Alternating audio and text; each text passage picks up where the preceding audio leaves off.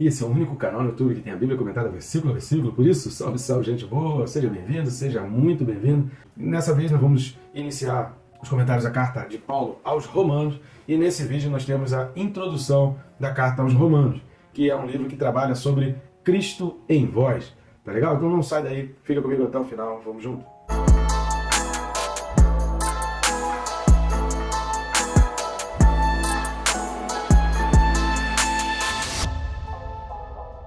Antes de mais nada, que você está assistindo o vídeo, mas ainda não está inscrito, clica aí, é rápido e fácil, tem um botão aí embaixo de inscrever, você vai clicar no botão, pronto, já vai estar inscrito. Eu recomendo também clicar no sininho, porque ao clicar no sininho, né, marcando a opção todas, além de você ficar por dentro de tudo que acontece no nosso canal, você também com essa notificação não deixa de estudar a Palavra de Deus, que essa notificação vai te lembrar que você precisa estudar a Palavra de Deus. E ajuda também o nosso canal, curtindo, comentando e compartilhando. Curtindo e comentando o próprio YouTube, mostra para mais pessoas, e compartilhando você leva para pessoas além do YouTube. É até o contrário, né? Assistir um vídeo sem se manifestar aí, seja curtindo ou comentando, até atrapalha um pouco o desempenho do avanço do vídeo do canal dentro ali dos algoritmos do YouTube. Então nos ajude a alcançar mais pessoas. Jesus disse, ide pelo mundo, levar o evangelho a toda criatura, e a gente vai fazendo o possível e o impossível, né? E contigo a gente pode ir, né, juntos, a gente sempre vai mais longe. Então vamos lá.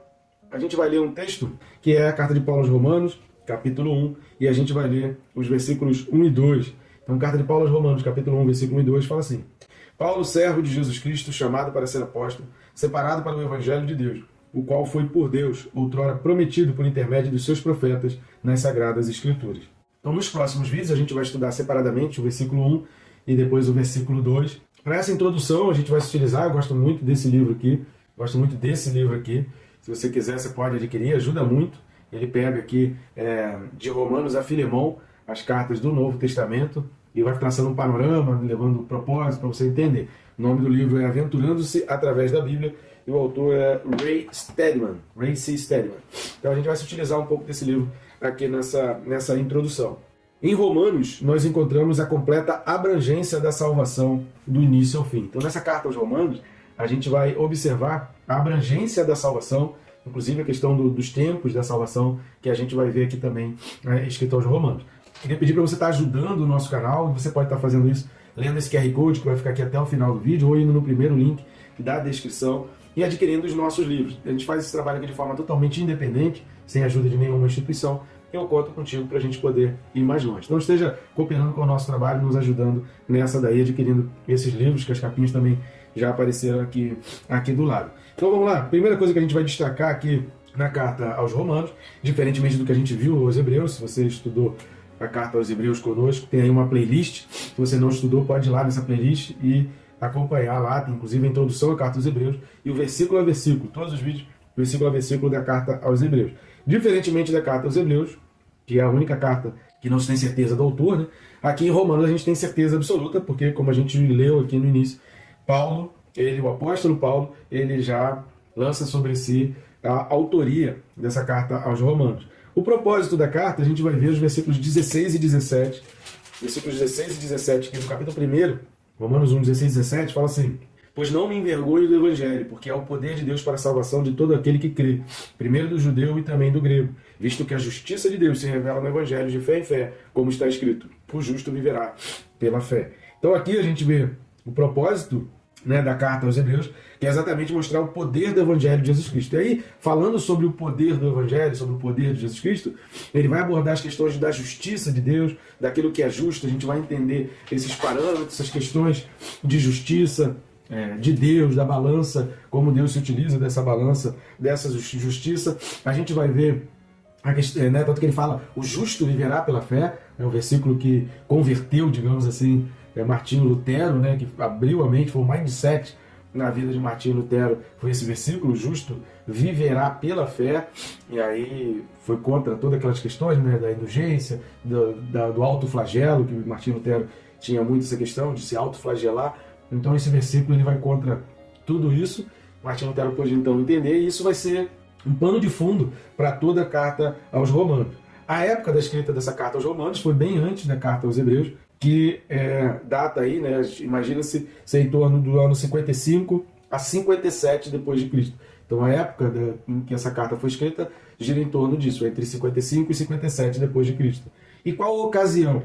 Provavelmente Paulo escreveu durante os 3 meses que esteve em Corinto, como está lá em Atos, vamos dar uma lida em Atos capítulo 20, versículos 2 e 3. Havendo atravessado aquelas terras, fortalecendo os discípulos com muitas exortações, dirigiu-se para a Grécia, onde se demorou 3 meses, tendo havido uma conspiração por parte dos judeus contra ele, quando estava para embarcar rumo à Síria, determinou voltar à Macedônia. Então a região de Corinto era um porto da Grécia, então provavelmente nesses 3 meses em que o livro de Atos ali, Lucas, relata a permanência de Paulo ali em Corinto, tenha sido o período que ele tenha escrito essa carta. Então a carta aos Romanos não foi uma carta escrita da prisão. Paulo não estava preso quando escreveu essa carta. O público original, imagina-se que tenha sido os crentes realmente em Roma, porque ele faz essa menção e ele se dirige a esses irmãos. Os crentes de Roma, quem eram os crentes de Roma?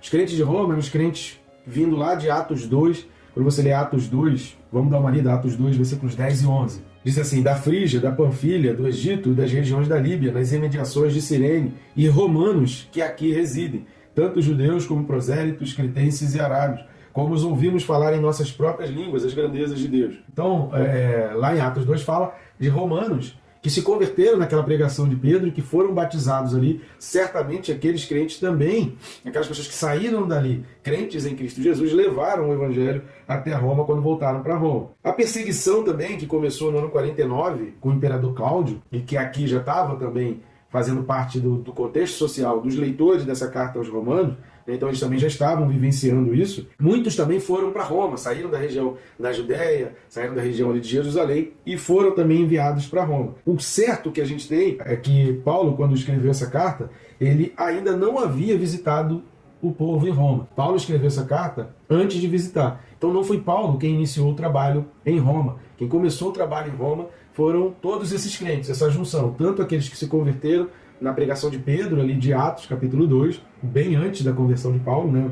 Alguns anos antes da conversão de Paulo. Então, quando Paulo se converteu, já haviam crentes em Roma por causa da pregação de Pedro, juntando-se a esse, aqueles da perseguição de Cláudio e aqueles crentes da dispersão a respeito da perseguição impetrada, né, pelo imperador Cláudio. Vamos dar uma lida em Romanos, capítulo 1, versículos de 8 a 13. Carta de Paulo aos Romanos, capítulo 1, do 8 ao 13, diz assim: primeiramente, dou graças a meu Deus mediante Jesus Cristo, no tocante a todos vós, porque em todo mundo é proclamada a vossa fé.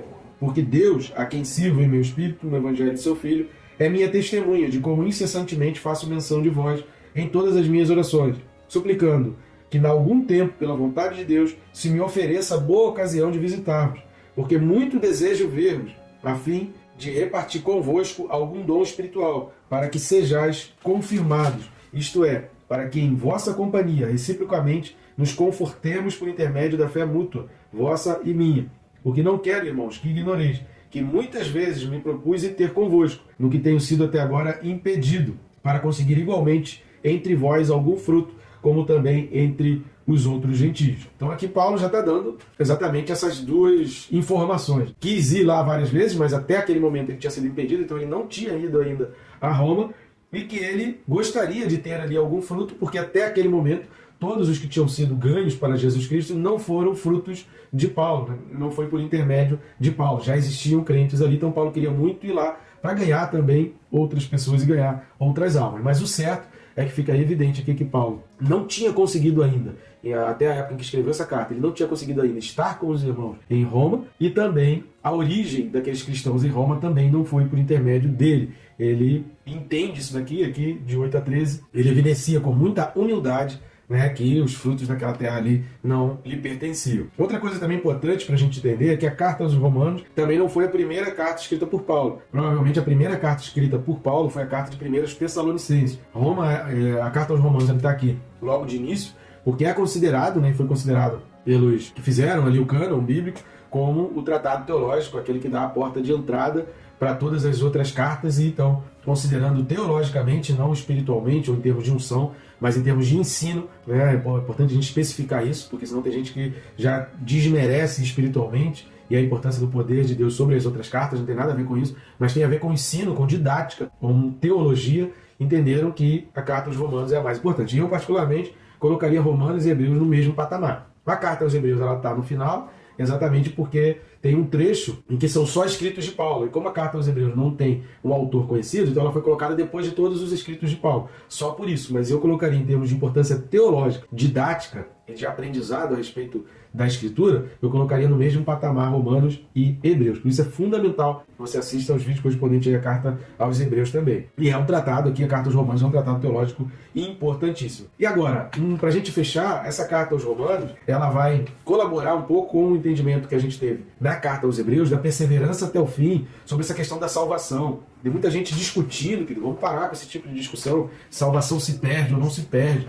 Não é essa a questão. O que a gente precisa é exortar uns aos outros, incentivar uns aos outros, são duas coisas. Primeiro, pregar o evangelho a toda criatura, porque a vontade de Deus é que todos sejam salvos. Paulo fala isso na primeira carta a Timóteo, capítulo 2, de 4 a 6. A vontade de Deus é que todos sejam salvos. Então, a gente que recebeu a Cristo, a gente tem essa tarefa de passar isso adiante, de levar o evangelho adiante. Então essa é a primeira coisa que a gente tem que exortar. E a segunda coisa, que você precisa permanecer na fé, que você vai ser tentado, que virão forças contra você, que virão provações, que virão dificuldades, que virão sentimentos em você, que virão o ataque do diabo, da tua carne, e até decepções, frustrações, mas que nada pode te impedir de perseverar até o fim. Então a carta aos Hebreus, ela vai ajudar muito a gente a entender que a gente é salvo no fim. O autor de Eclesiastes vai falar que melhor é o fim das coisas do que o começo. Então é no fim que as coisas são evidenciadas. Então essas duas questões é que a gente precisa exortar e incentivar uns aos outros. Pregar o evangelho a toda criatura e se mantém firme, se segura firme na fé. Vede para que não caia. Você está em pé? Vê para que não caia. Então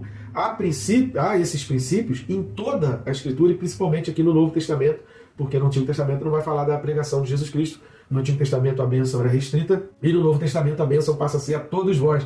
Praticamente todas as cartas do Novo Testamento se encerram com a graça de Jesus para todos vós, né? Para todas as pessoas. Então, a graça de Deus ela se torna então inclusiva. Esses pontos é que a gente precisa trabalhar, que a gente precisa ensinar. Se a questão de salvação se perde ou não se perde, só quem pode tirar essa conclusão é Deus. Deus é que pode fazer isso. A gente não pode julgar porque uma pessoa levantou a mão ou porque cometeu um pecado. Quem levantou a mão está salvo. Quem a gente sabe que cometeu um pecado que a gente viu, esse perdeu a salvação. Não é bem assim, porque às vezes aquele que a gente pensa que está lá na frente pregando, falando em línguas, profetizando, a pessoa tem uma vida toda errada, a pessoa tem uma vida toda no pecado e ela está sendo usada por Deus porque Deus não vê o mensageiro. A unção ela está na mensagem. Então às vezes Deus usa um vaso sujo sim, como Deus usou Saul, que no meio de pessoas que estavam ali cheias do Espírito Santo acabou também profetizando. Isso significa que Saul era um grande profeta, um grande exemplo, foi alguém salvo porque profetizou ali? Não, aquilo foi um momento. Então a gente não pode ficar tirando conclusões da vida dos outros em cima de momentos. Que a Bíblia nos ensina, o Novo Testamento nos ensina é pregar o evangelho a toda criatura e se mantenha firme todo dia para não cair. Vede para que não caia, persevere até o fim. E a salvação em Romanos, ela vai abordar 3 tempos. Por isso eu queria ler a página 10 desse livro para encerrar esse vídeo, para a gente entender os 3 tempos da salvação constantes aqui em Romanos. Página 10 do livro diz assim: nesta epístola, você encontra a completa abrangência da salvação do começo ao fim. Se quiser ver o que Deus está fazendo com você como indivíduo e com a humanidade como um todo, então conheça o livro de Romanos. Ao estudar esta carta, você descobrirá que ele desenvolve a salvação em 3 tempos: passado, presente e futuro. Passado, fui salvo quando criei em Jesus. Presente, estou sendo salvo à medida que o caráter de Jesus Cristo se manifesta em minha vida. E futuro, serei salvo quando, por fim, na ressurreição, com o corpo glorificado, estarei na presença do Filho de Deus e entrarei na plenitude da vida eterna. Estes 3 tempos da salvação podem ser reunidos em 3 palavras: justificação, santificação e glorificação. A justificação remete ao passado, a santificação é o nosso presente, o nosso dia a dia, e a glorificação é o nosso futuro, é o final. Então esses 3 termos, justificação, santificação e glorificação, eles fazem parte desses 3 tempos em que a salvação é apresentada na carta aos Romanos. Fui salvo, estou sendo salvo e serei salvo. Aqui nós encerramos então essa introdução à carta aos Romanos. Espero que você venha gostar e se enriquecer muito com os aprendizados da carta. Lembrando que a gente vem aqui extraindo o texto bíblico e trazendo os princípios fundamentais. A partir daqui, você vai construindo a tua teologia, a tua mensagem. Mas tem princípios que são absolutos e irrefutáveis. E tem questões que a gente vai colocar aqui na carta aos Romanos, que algumas pessoas se perdem na discussão, e isso é uma estratégia maligna para a pessoa perder o foco. Eu vejo muito nessa questão da discussão, salvação se perde, é arminiano ou calvinista, eu vejo muito nessa discussão um caminho traçado pelo diabo para que pessoas se percam do objetivo e do propósito original de Deus para todo crente. Quais são os 2 pilares dos propósitos de Deus para todo crente? O primeiro é que a vontade de Deus é que todos sejam salvos, então prega o evangelho a toda criatura. Você precisa pregar a tempo e fora de tempo. Vários textos bíblicos falam sobre isso. E o outro pilar, se permaneça firme na fé, não se desvie, não utilize a graça como uma credencial para pecar à vontade porque já está salvo. Então permaneça na fé, segure a fé. Quem é salvo precisa demonstrar os frutos da salvação. Quem é salvo precisa viver uma vida digna de arrependimento, demonstrando frutos do arrependimento que um dia ela professou. Que se com a tua boca você confessou e com o teu coração você crê, como a gente vai ver no capítulo 10 de Romanos, então o teu dia a dia precisa confirmar isso. As tuas atitudes precisam confirmar isso. O que você faz, o que as pessoas veem, você precisam confirmar isso. Então não nos percamos, não vamos perder o objetivo de Deus para todo crente. Crente que não evangeliza precisa questionar sua própria salvação. Para de questionar a salvação dos outros, questiona a sua própria salvação. Se passou esse ano inteiro e você não ganhou uma alma para Jesus, alguma coisa tem errado com a tua vida. Você não está sendo luz, as pessoas não estão te vendo como luz. Porque se você é luz, você vai ser involuntariamente um atrativo para quem está nas trevas, para quem está buscando a salvação, para quem está querendo a solução. Jesus disse para a gente ir para as ovelhas perdidas de Israel. Então não é possível você passar um ano sem ganhar ninguém para Jesus, sem que ninguém ao teu redor, nem ao menos identifique que você é crente. Tá? Então, pregar o evangelho a toda criatura e permanecer firme na fé, sabe, sendo santo, separado, a gente também vai ver isso aqui em Romanos, como a gente viu na carta aos Hebreus.